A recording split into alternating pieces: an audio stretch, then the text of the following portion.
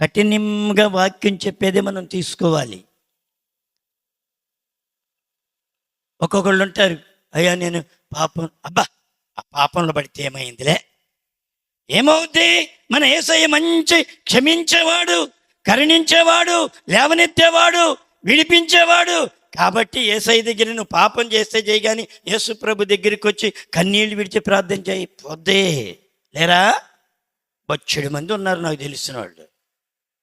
ఏదేని తోటలో ఎంత శుభ్రంగా ఉన్నారమ్మా వీళ్ళు.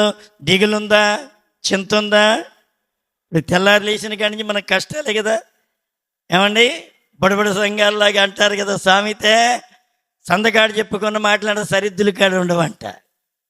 ఎట్టా ఉంటాయి మన పాడు బ్రతుకులు. ఎవరి ద్వారా వచ్చింది ఈ పాడు బ్రతుకు? ఎవరి ద్వారా వచ్చింది మనకి ఈ పాడు బ్రతుకు? అపాదముల ద్వారా వచ్చింది.